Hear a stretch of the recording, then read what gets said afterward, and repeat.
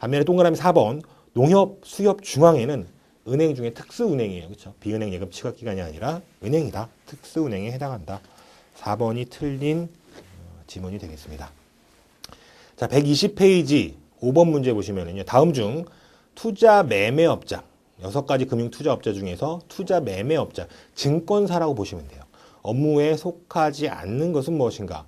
금융투자상품의 매수 매도 막방 그 증권사의 고유기능이겠죠. 두 번째 증권이 발행, 네 번째 증권의 인수 이런 것들이 발행과 인수가 증권회사, 금융투자 매매업자의 주요 기능이라고 할 수가 있겠습니다. 반면에 동그라미 3번의 투자자문은 금융투자업자의 6가지 분류 중에 말 그대로 투자자문업자가 수행하는 기능이라고 할 수가 있겠습니다. 자, 124페이지 예금의 구분. 지금부터 우리가 살펴볼 좌표는 여기가 아닌가 봐요. 그렇죠? 이쪽. 비금융 투자 상품을 살펴볼 것 같습니다. 자, 예금의 구분. 자, 첫 번째 예금의 정의가 나와 있는데요. 자, 밑으로 5줄, 4줄 내려오시면 소비 임치 계약이라는 표현 나옵니다. 소비. 2가지 용어 합친 거죠. 임치 계약. 일단 이 임치 계약은 무언가 맡긴 물건을 잘 보관한다는 의미예요.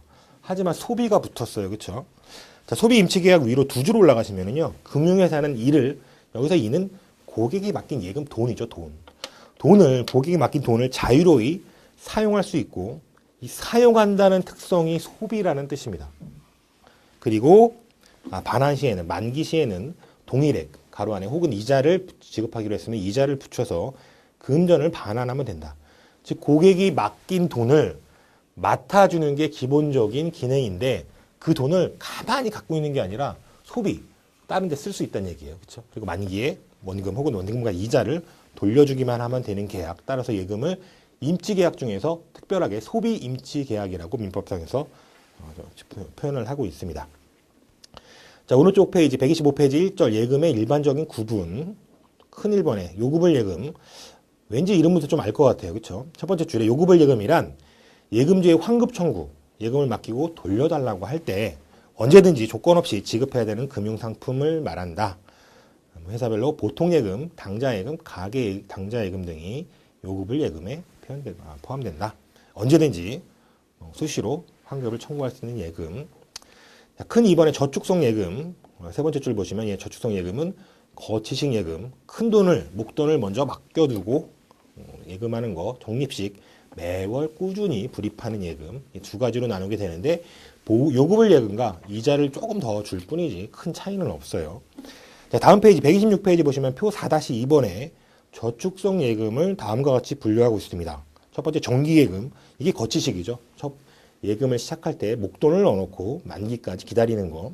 자, 두 번째 정기적금, 얘는 적립식 예금에 해당이 되겠죠. 매월 정해진 날에 정해진 금액을 납부하는 예금. 자, 상호 부금도 정기 적금과 마찬가지인데요.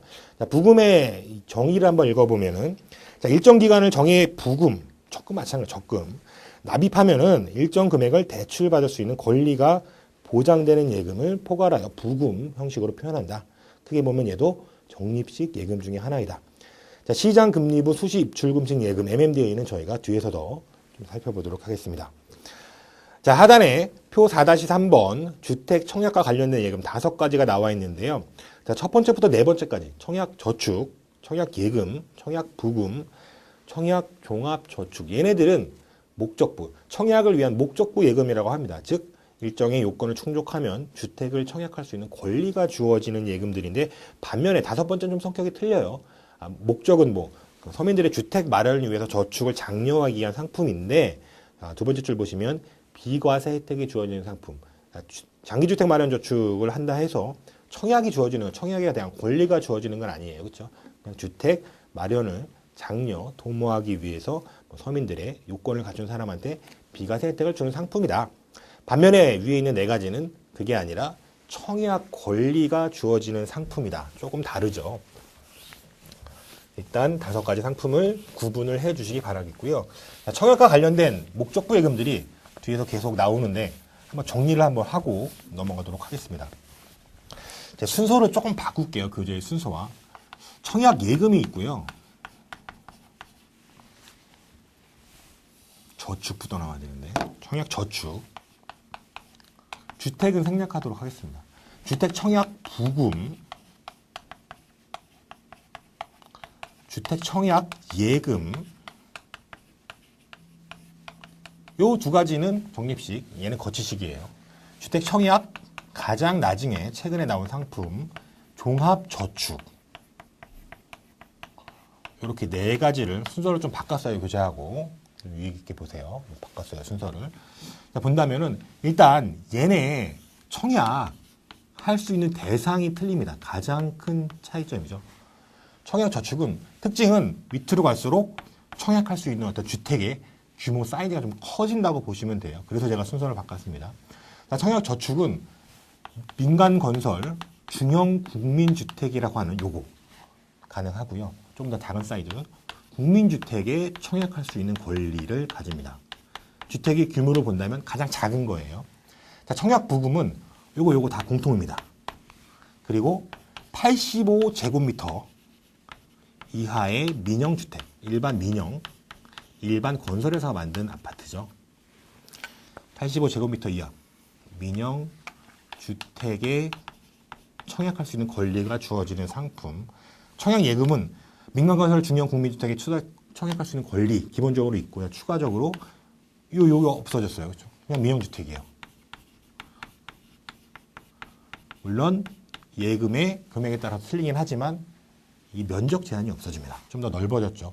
반면에 이 마지막에 나온 주택, 청약, 종합저축, 만능 통장이라고 해요. 그렇죠? 요거는 모든 주택에 청약이 가능합니다. 자, 일단 우리가 목적부 예금, 청약 목적부 예금이 각각 상품별로 어떤 주택에 청약이 가능한지 한 번에 정리를 해봤는데 추가적으로 이쪽에 좀 살을 붙여가지고 자, 우리 예금 소득공제 되는지 이것도 비교를 해보면은 얘와 얘는 청약 저축 종합만 들어갔잖아요, 그렇죠? 성격이 똑같아요. 소득공제 가능합니다. 반면에 이 둘은 안 돼요. 청약 부금과 청약 예금은 추가적으로 예금자 보호, 예금보험공사의 예금자 보호, 해당 금융회사가 도산하였을 때 예금을 보호해주는 보험과 같은 기능이 있는지를 살펴보니까 얘랑 똑같아요. 청약 저축 시리즈, 얘네들은 예금자 보호가 안 됩니다. 은행이 따로 놀고 있어요. 반면에 얘네 둘은 예금자 보호, 그냥 예금이란 뜻이에요. 얘네들이 안 되는 이유는 예금보험공사의 예금자 보호가 안 된다는 거예요. 왜냐하면 얘네들은 별도의 국민주택기금, 여기서 지급보증을 해줍니다. 어떤 공제 같은 거죠. 기금을 만들어 놓고 해당 금융회사가 도산을 했을 때 이 기금에서 보호를 해줍니다. 하지만 예금자 보호가 되냐 안 되냐 이걸 물어봤을 때는 안 된다고 하셔야 돼요. 왜냐하면 예금 보호가 아니라 국민주택 기금에서 지급 보증을 해주기 때문에 좀 성격이 다르다, 이렇게 이해할 수가 있습니다. 자, 오른쪽 페이지 127페이지 2절 예금 상품 특성별 구분. 첫 번째는 예치, 예금하는 방법에 따른 분류고요. 자, 표에 보시면은요, 구분 수시 입출금식, 언제든지 넣었다 뺐다 하는 예금. 두 번째 목돈 운영 예금, 요거 거치식의 한국식 표현이에요. 처음에 1,000만 원을 딱 넣어놓고 1년을 기다리는 거, 정기예금이 가장 대표적인 상품이죠. 목돈 마련 예금의 적립식의 한국식 표현입니다. 매달 100만 원씩 넣고 1년 뒤에 원금과 이자를 받는 거, 목돈 마련 예금이라고 합니다. 자, 큰 2번에 동그라미 2번 예치 기간에 따라서 뭐 단기, 장기 이렇게 나눌 수가 있겠죠. 자, 128페이지 큰 3번 적립 방법에 따라서 정기 적립식 한 달마다 만약 내는 거, 자유적립식 언제든지 뭐 내가 돈이 있으면 10만 원 내고 돈이 없으면 안 내기도 하고 이런 것들 자유적립식. 거치식 예금의 종류, 이자 지급 방법에 따라서 목돈을 넣어놓고 1년 동안 기다리긴 하는데 이자 지급식은 정해진 기간마다 이자를 중간에 지급하는 예금, 정기예금은 옵셔널하게 선택할 수가 있습니다. 만기 지급식은 그게 아니라 이자를 주는데 만기에 원금과 이자를 한꺼번에 주는 거, 정기예금 선택할 수 있는 옵션이 있고요. 발행어음 뒤에서 보시겠지만 이런 할인식으로 발행하기 때문에 한 번에 지급하는 형태를 가지고 있습니다. 자, 할인식이 표현이 나왔네요. 할인식, 신규 가입 시에 예치 기간에 해당하는 이자를 원금에서 차감하여 지급하는 선지급 방식, CD, 표지여금 등을 말한다. 예를 들면 100만 원짜리 CD 혹은 100만 원짜리 표지여금이라고 한다면 90만 원에 파는 거예요. 하지만 그런 만기가 되면 100만 원을 상환해 주기 때문에 그 차액인 10만 원이 자연스럽게 나의 이자가 되는 방식을 우리는 할인식, 액면 금액이 있는데 할인해서 더 낮게 파는 그 차이를 이자로 인식할 수 있는 그런 상품을 우리는 할인식 상품이라고 한다. 자, 이번에 오른쪽 페이지 예금의 종류 1절 입출금식 및 적립식 상품, 입출금식 양가로 1번의 보통 예금 저희가 읽어봤습니다. 가입 대상, 예치 금액 언제든지 예치 기간 등에 아무런 제한이 없고 여유자금의 일시적 보관을 목적으로 개설하는 입출금이 자유로운 상품이다. 아무런 제한이 없기 때문에 이자도 가장 낮아요. 그렇죠? 외국의 경우에는 심지어 이자가 없거나 심지어 마이너스인 경우도 있어요. 자, 130페이지 양가로 2번 저축은행 비슷비슷합니다. 세 번째 줄에 보통 예금보다는 조금 더 높은 이자를 받을 수 있는 예금이나 큰 차이는 없어요. 다만 차이점이 있다라고 한다면 보통 예금은 가입 대상에 제한이 없는데 저축 예금은 첫 번째 보시면 가입 대상에 개인, 법인을 제외하고 있다는 점 정도 차이점으로 볼 수가 있겠습니다. 양가로 3번 MMDA 첫 번째 줄에 MMDA를 풀어보면 시장 금리부, 시장 금리와 변동하는 시장 금리를 따르는 수시 입출금식 언제든지 넣었다 뺐다 할 수 있는 예금을 MMDA라고 표현을 한다. 두 줄 내려오시면 수시 입출금식 상품인 저축예금에 방금 전에 읽었던 거죠. 시장 금리를 지급하는 성격이 부과된 거다. 언제든지 넣고 빼고 살 수 있는데 정해진 이자를 주는 게 아니라 그날그날에 변동되는 이자를 반영하는 상품이다. 자, 바로 밑에 줄에 얘는 시리즈가 있습니다. MMDA 시리즈. 은행이 만든 거 MMDA. 여기서 D는 디파짓 예금이고요. 바로 밑에 운용사가 만들면 MMF 펀드. 종금사가 만들면 우리 CMA 어음관리계좌라고 뭐 증권사도 만들긴 하지만 표현을 합니다. 같은 성격이에요. MMDA, 뭐 MMF, CMA 이런 것들을 언제든지 넣었다 뺐다 할 수 있고 이자를 정해진 게 아니라 그날그날의 시장 이자에 따른다는 성격. 밑에서부터 두 번째 줄 보시면은요. 예치 금액에 따라 금리를 차등 적용한다고 합니다. 보통은 예치 기간에 따라서 금리를 차등 적용해요. 예를 들면 3년 만기 정기 예금, 1년 만기 3개월이네요. 이거 그렇죠? 3년 만기 정기 예금, 1년 만기 정기 예금 비교해 보면 보통의 시장 상황이라고 한다면 이율 훨씬 더 커요. 왜냐하면 사람들은 유동성을 더 선호하기 때문에 더 나쁜 거잖아요. 그렇죠? 그러니까 더 많은 보상을 줘야 됩니다. 이렇게 되는데 MMDA는 그렇지 않대요. 예치 기간이 아니라 예치 금액 따라서 금리를 차등 적용한다. 예를 들면 하루를 맡기면 0.1%인데 일반적인 예금 1년을 맡기면 1%를 준다. 일반적인 예금. 하지만 MMDA, MMF 시리즈는 그렇지 않대요. 100만 원을 맡기면 0.1%, 1000만 원을 맡기면 1% 이렇게 준다는 거죠. 자, 구분하실 거. 예치 기간이 아니라 MMDA는 특별하게 예치 금액에 따라서 금리를 차등 적용한대요. 따라서 다음 페이지 세 번째 줄 보시면은요. 일정 금액 미만 소액의 경우에 금액이 작으면 이율도 떨어질 거 아니야. 그렇죠? 다른 저축 상품보다 금리가 낮아서 장점이 없대요. 즉, 내가 언제든지 쓸 수는 있을 것 같은데 금액이 좀 큰 경우에 MMDA에 넣어놨을 때 다른 상품보다 좀 효과가 있겠죠. 자, 동그라미 4번 보시면 이자 계산 방식 통상 매일이 잔액에 대해서 해당 금리 시장 금리니까 적용해서 계산한 후에 매일이 원금에 가산한다. 오늘은 원금이 100원, 이자가 붙으면 내일은 101원, 모레는 102원 이렇게 된다. 이를 우리는 일복리라고 표현합니다. 매일매일 이자를 원금에 가산해주는 일복리 성격을 갖고 있다. MMDA. 자, 동그라미 6번에 단기금융집합투자기구 MMF, 우리 운용사가 만드는 거를 똑같은 성격의 MMF라고 표현을 했는데요. 뒤에서 훨씬 더 자세하게 나옵니다. 다만 교재를 잠깐만 수정을 하면은 맨 아랫줄에 운용자산 전체 가중평균 잔존 만기를 90일 이렇게 되어 있는데 75일로 90일이 아니라 75일로 변경이 됐습니다. 요거 한 번만 수정을 해주시기 바랍니다. 구체적인 내용은 뒤에서. 자, 동그라미 큰 2번에 적립식 상품에 대해서 나와 있고요. 132페이지 양가로 2번 제형 저축. 기구한 상품입니다. 2003년에 부활을 해서 시행을 했는데 2014년에 저희 교재에 편입이 됐고요. 그 다음해인 2015년 말로 일몰이 돼서 현재는 가입을 할 수가 없는 상품입니다. 자, 의의를 읽어보니까요. 서민의 재산 형성을 돕기 위한 적립식 장기저축 상품으로 주택법에 의한 계약기간 중 발생한 이자에 대한 소득세를 부과하지 않는 상품이다. 키워드가 서민 표현 나와 있고요. 이자 소득세를 부과하지 않는, 즉 비과세, 이런 두 가지 포인트가 나와 있습니다. 자, 재형주택의 목적은 비과세하는 상품이지 소득공제하는 상품 아니에요. 그렇죠? 비과세하는 상품이다. 자, 기본 이율은 3년간 고정금리가 적용되며 이후 1년 단위로 변동을 하게 된다. 자, 동그라미 2번 보시면 가입 대상, 한마디로 서민이 뭐야? 그럼 서민 정의하고 있습니다. 두 가지로 정의되어 있는데, 첫 번째, 직전 가입 연도 직전 과세 기간의 총급여액이 5천만 원 이하인 어쩌고저쩌고, 결국 급여생활자의 경우에 총급여가 5천만 원 이하인 사람을 얘는 서민으로 보겠다. 니은번, 기억에 해당하지 않는 고객으로서 직전 과세 기간이 종합소득 과세 표준에 합산되는 종합소득 금액이 3,500만 원 이하인 경우, 즉 동일한 의미는 아니지만 자영업자의 경우에는 종합소득 금액이 3,500만 원 이하인 사람을 우리는 서민으로 보겠다. 근로자의 경우에는 총급여 5천만 원 이하, 자영업자의 경우에는 종합소득 금액 3,500만 원 이하를 서민으로 보기 때문에 재형저축 가입 대상자로 본다.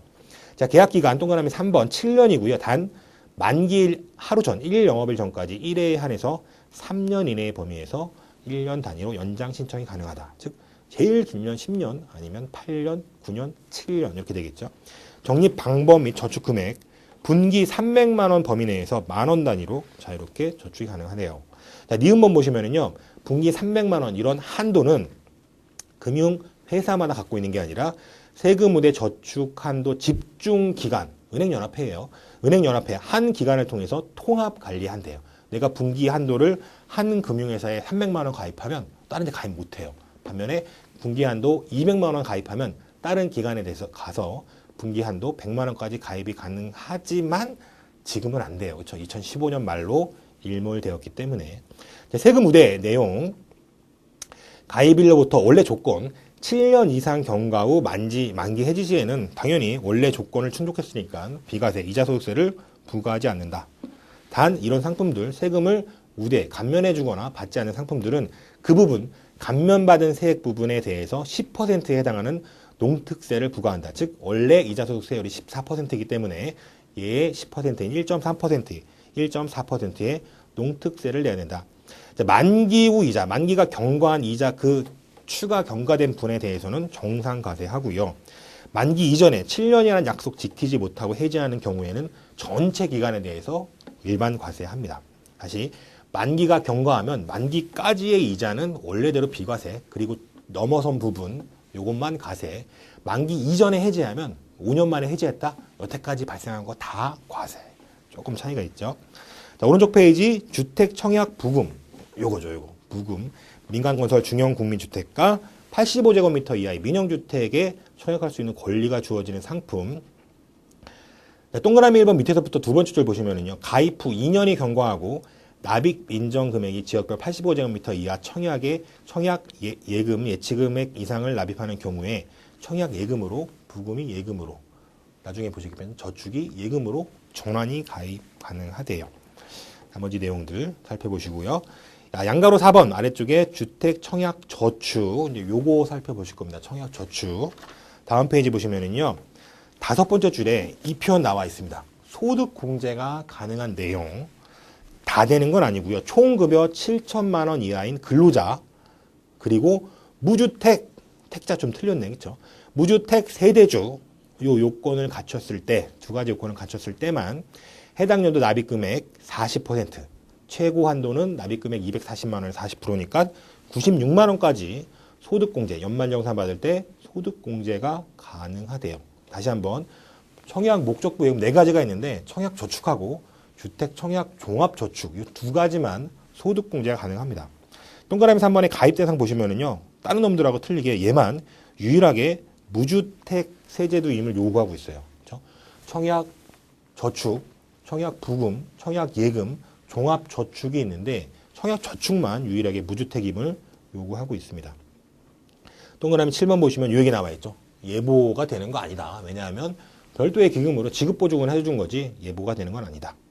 주택 청약 종합 저축 세 번째 줄에 보시면 얘를 우리는 시장에서 그냥 만능 청약 통장이라고 한다. 왜? 모든 주택에 다 청약이 가능하니까 얘를 만능이라고 표현한대요. 주택 청약 종합 저축, 청약 저축, 청약 예금, 청약 부금의 가입은 전 금융기관 통해 가지고 한 사람당 한 계좌에 한한다고 합니다. 동그라미 2번 상품의 특징, 얘 마찬가지로 동일하게 청약 저축과 동일하게 소득 공제 혜택 요건도 동일하고 가지고 있습니다. 자, 가입 대상 1인 1계좌 가입 가능한데요. 단 기존의 청약 저축, 청약 예금 가입자의 전환 가입 허용하지 않는데요. 청약 저축이나 부금 가입하면 요건 갖추면 청약 예금으로 이렇게 전환 가입되는데 얘는 새로운 상품이기 때문에 너 기존에 있으면은 그거 해지하고 새로 가입해. 이렇게 요구를 하고 있죠. 자, 135페이지 동그라미 7번 예금자 보호 마찬가지로 청약 저축과 마찬가지로 별도의 기금으로 되는 거지 예금자 보호가 되는 건 아닙니다. 자, 양가로 6번 비과세 종합저축. 비과세 종합저축. 얘도 새로 나온 신상품이죠. 과거에 비과세 생계형 저축이 있었어요.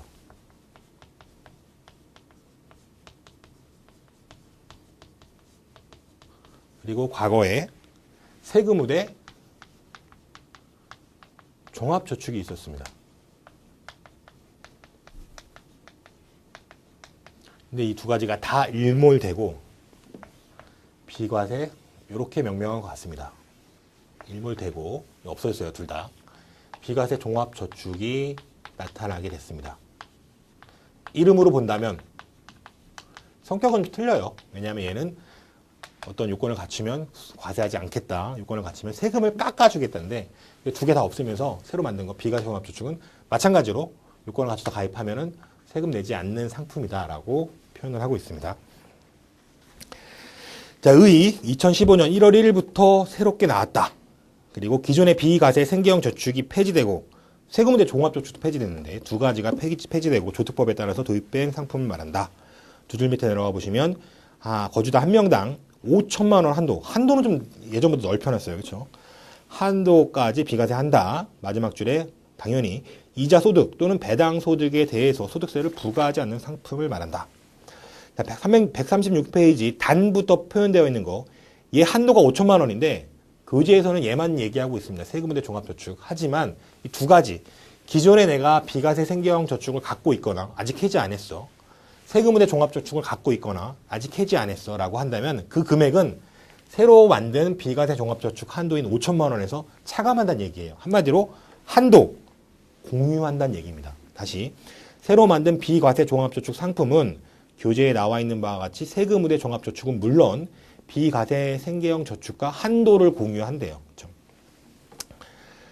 동그라미 2번 위로 두 줄 올라오시면요. 비과세 종합저축이라는 문구를 통장이 등등에 표시를 해야 된대요.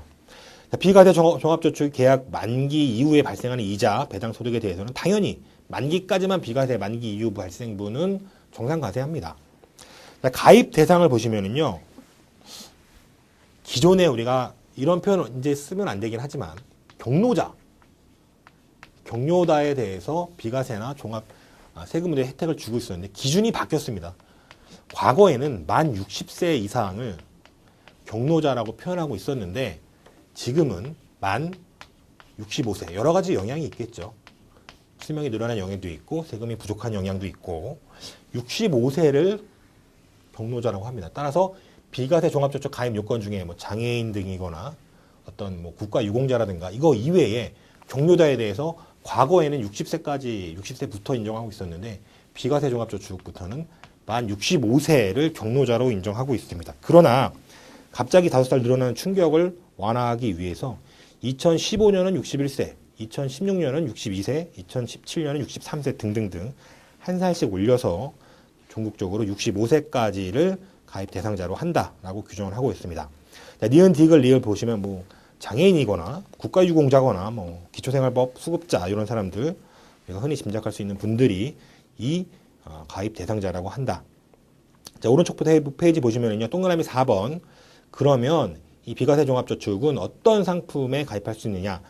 원칙적으로 각 회사가 금융회사가 취급하는 모든 예금 등에 원칙적으로 이 비과세 종합저축을 씌울 수 있다. 이길 수 있다. 다만 다음에 거 안 된대요. 기억부터 리을 네 가지.